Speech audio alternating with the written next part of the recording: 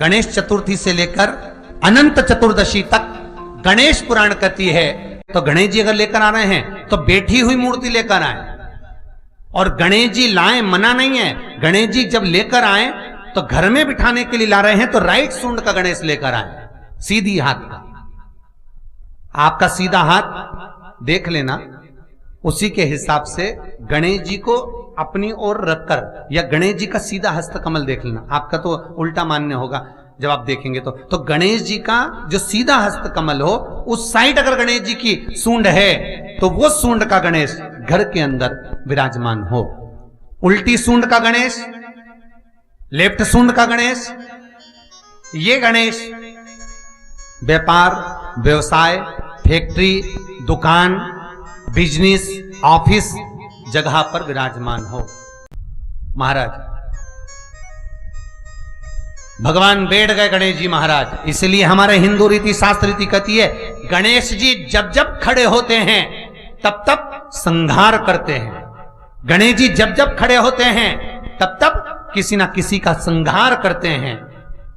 और गणेश जी जब बैठे रहते हैं तो सुख, समृद्धि, वैभव, आनंद, संपदा प्रदान करते रहते हैं। यहां तक जो जीवात्मा मर कर आती है, जो जीवात्मा भगवान गणेश के सम्मुख में आकर प्रथमता में खड़ी होती है, उस जीवात्मा के सम्मुख खड़े होने पर गणेश जी उसका फल भी प्रदान कर देते हैं।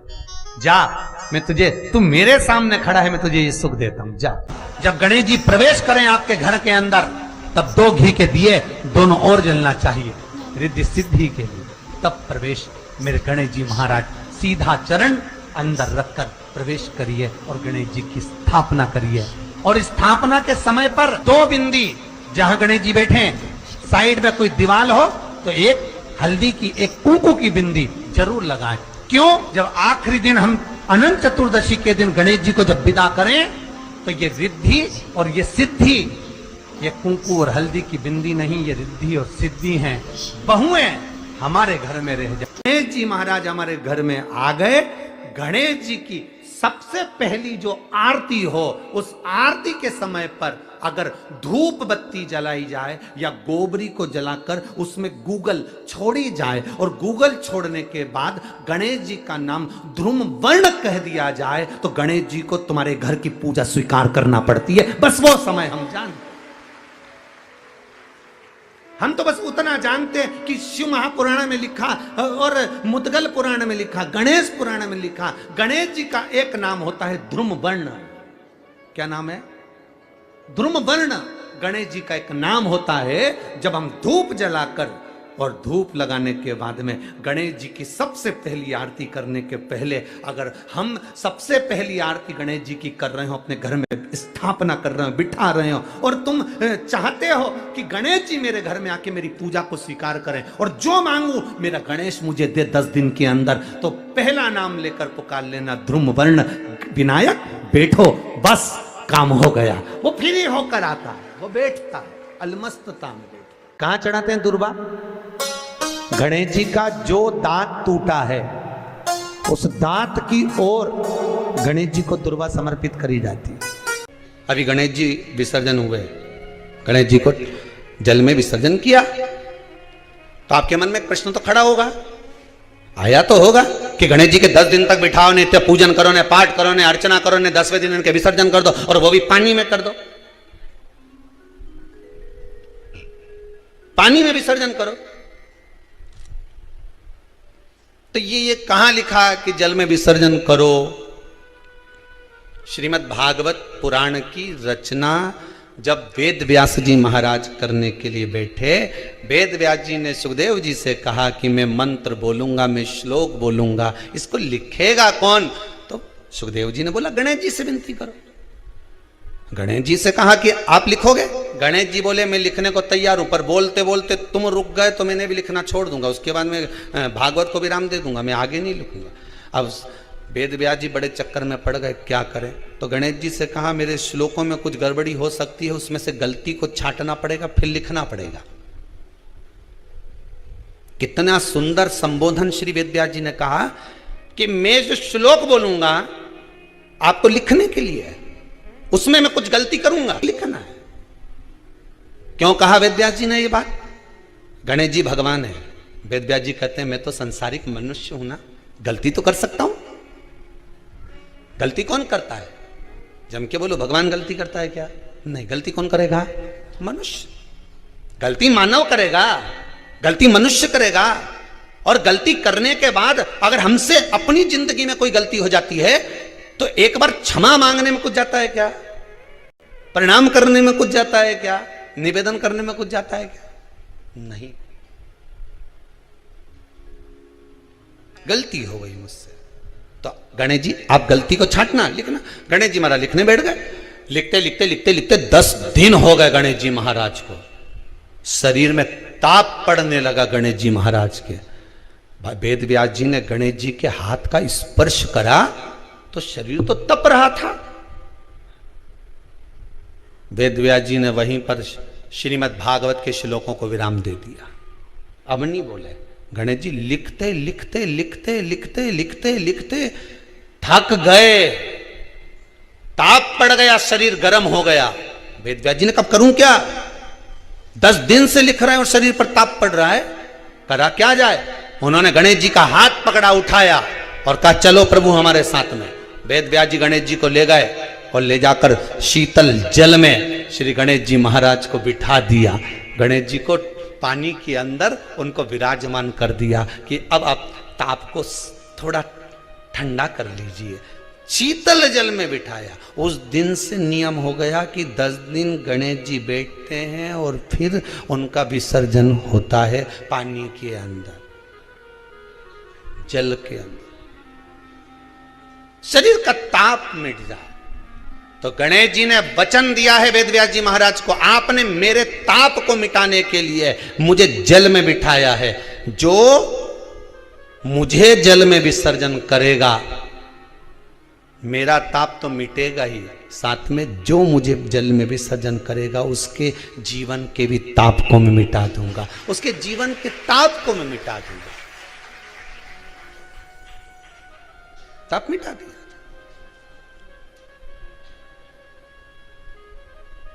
पर करो गणेश जी का विसर्जन, मना नहीं है हो, पर अच्छे से करो रे हो। अब मत छोरा छोरियों तो निशाना लगा है, वो हमारा गणेश जी जई दिया, वो हमारा सबसे आगे पहुंचा तो इधर वाला ने इधर से फेंका, हो गया। ये हमारे धर्म की हंसी उड़ा रहे हैं। शिव को और गणेश को बेलपत्र शमी पत्र समर्पित होता है। आपको कथा में वर्णन किया था 33 कोटि देवताओं को भले बेलपत्र नहीं चढ़ेगा पर 33 कोटि देवताओं को शमी पत्र चढ़ता है। और उसमें एक गणेश जी महाराज और एक बाबा भोलेनाथ, इन दोनों को शमी समर्पित होता है। कथा में पहले भी वर्णन किया, आज फिर आपको समझ लेना बहुत अच्छे से। जो आपको करना है रिद्धि सिद्धि पाने के लिए, संपदा को बढ़ाने के लिए। शिव महापुराण की कथा कहती है और गणेश चरित्र अपन श्रवण कर रहे हैं। जिसके घर में संपदा की कमी पड़ती हो, बीमारियां ज्यादा फैल रही हो, बहुत कष्ट हो महाराज, बहुत ज्यादा दुखी हो महाराज, कोई काम नहीं बन रहा, बहुत तकलीफ में हो, तो शमी पत्र, शमी की पत्ती, जहां गणेश जी का स्थान है वहां पर 5 शमी पत्र 5 समर्पित करें और शंकर जी के ऊपर 3 शमी पत्र समर्पित करें। बहुत ध्यान देना, 5 शमी पत्र जहां गणेश जी का स्थान है शिवलिंग में वहां समर्पित करें, 3 शमी पत्र शिवलिंग के ऊपर समर्पित करें। 1 शमी पत्र शंकर जी की चौखट पर लेफ्ट भाग में, जाते समय आपका उल्टा हाथ, जब मंदिर से निकलो तो उल्टे हाथ पर लेफ्ट भाग में शंकर जी की चौखट पर समर्पित करें 1 शमी पत्र। और महाराज का दिया जहां लेफ्ट भाग में आपने शमी पत्र रखा है, मंदिर में ना दिया लगाकर बाहर की ओर जहां शमी पत्र रखा है उसके ठीक साइड में एक घी का दिया लगा दीजिए। केवल गणेश चतुर्थी से लेकर अनंत चतुर्दशी तक गणेश पुराण कहती है भगवान गणेश जी का मोर ध्वज का, मयूर ध्वज गणेश का नाम लेकर जो ये दीप शमी पत्र चढ़ा देता है उसके घर से कभी रिद्धि सिद्धि नहीं जाती, वैभव प्रतिष्ठा नहीं जाती। कर देखना, अगले साल तक आपका व्यापार कितना चलता है हमको बताना जरूर, करके देखो एक बार। गणेश पुराण का, शिव महापुराण का यह प्रसंग करिए, जीवन में उतारिए। चतुर्थी से लेकर अनंत चतुर्दशी तक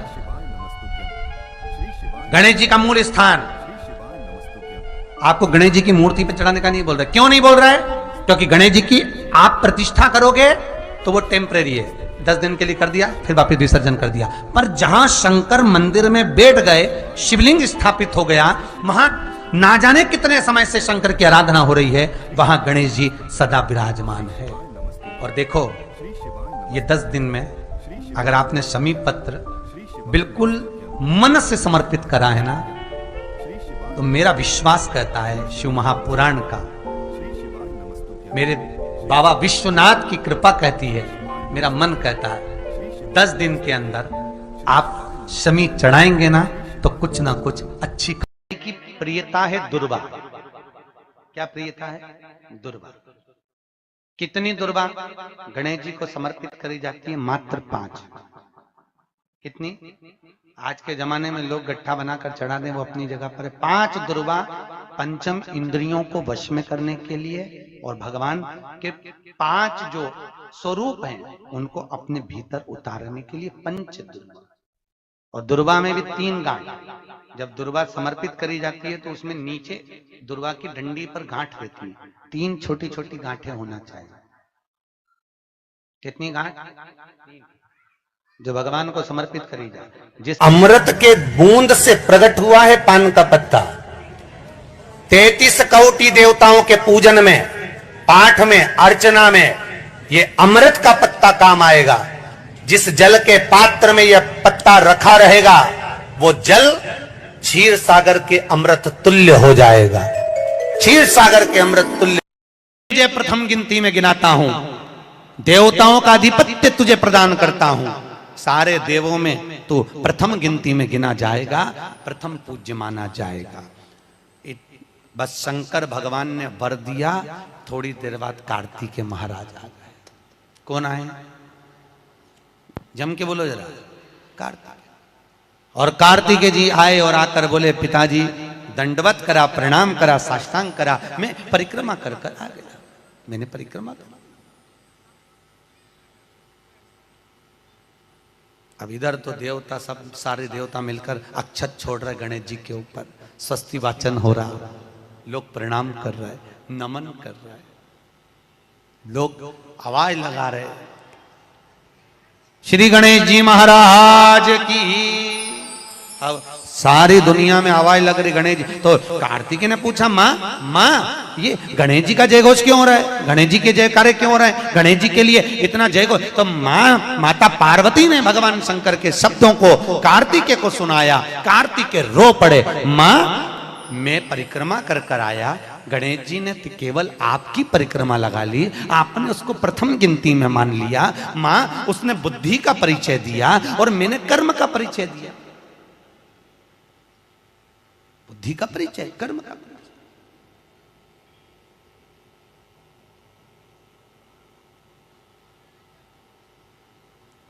मैंने कर्म कर दिया।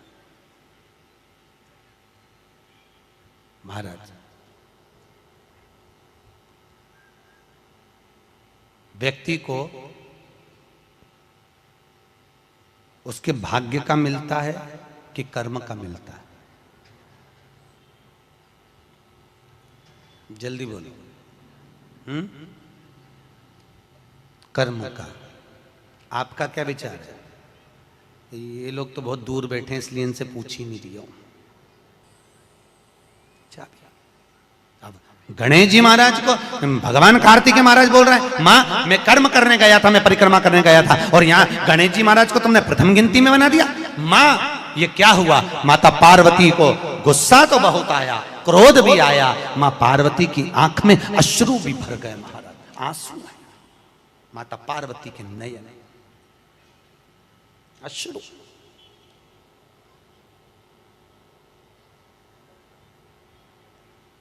मां खड़ी हो गई। माता पार्वती ने आज खड़े होकर भगवान भोलेनाथ जी से निवेदन करा, आपने अपनी जिंदगी की ये गलती कर दी। क्या गलती? शंकर भगवान पूछ रहे हैं कौन सी गलती?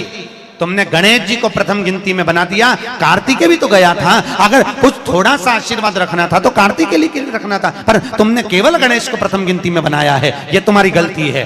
तो गणेश जी ने परिक्रमा भी तो करी है। माता पार्वती खड़े होकर शंकर भगवान से बोली, भोलेनाथ मैंने अपनी जिंदगी में आपसे कभी कुछ नहीं मांगा, पर आज तुम्हारी यह पार्वती तुमसे एक वर चाहती है। शंकर भगवान ने कहा मांग, तुझे क्या चाहिए? पार्वती कहती है आज के बाद तुम्हारी कभी पूर्ण परिक्रमा ना लगे, आज के बाद तुम्हारी कभी पूर्ण प्रदक्षिणा ना हो। पूर्ण नहीं होनी। कौन ने मांगा? जम के बोलो, पार्वती।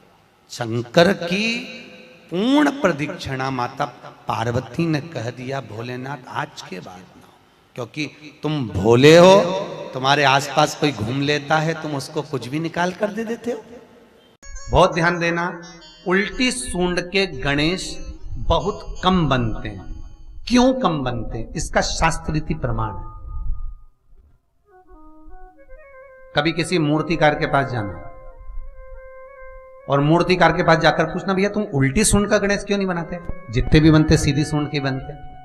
कभी पूछना उससे, वो बताएगा कि उल्टी सूंड के अगर गणेश जी बनाए, 50 गणेश जी अगर उल्टी सूंड के बनाए हैं, तो उसमें से कम 30 गणेश जी अपने आप टूट जाते हैं या बिगड़ जाते हैं। ये शास्त्र रीति है। उल्टी सूंड का गणेश बहुत कम पक पाता है या मिट्टी का बन पाता है। और यदि आपने अपने हाथों से भी उल्टी सूंड का गणेश मिट्टी का बनाया तो 10 दिन पूजन करोगे, 10 दिन के अंदर वो मूर्ति, वो सूंड, वो गणेश जी चटक जाएगा। उल्टी सूंड का गणेश टिकता ही नहीं है, वो बीच में से खंडित हो ही जाएगा।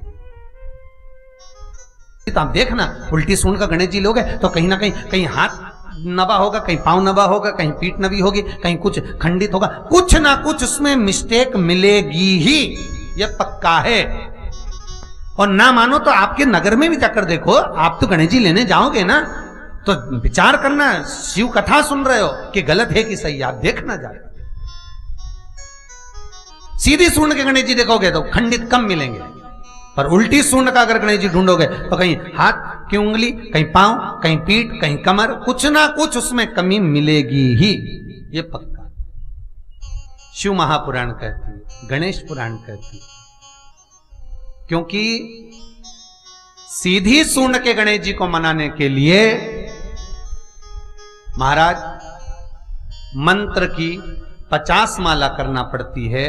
तो समझ लो उल्टी सूंड के गणेश जी को मनाने के लिए मात्र 5 माला में भगवान गणेश प्रसन्न हो जाते हैं, अर्थात उल्टी सूंड का गणेश शीघ्र प्रसन्न होता है। इसलिए हमारे हिंदू धर्म में 2 तरह के गणेश जी का प्रमाण कहा जाता है, एक राइट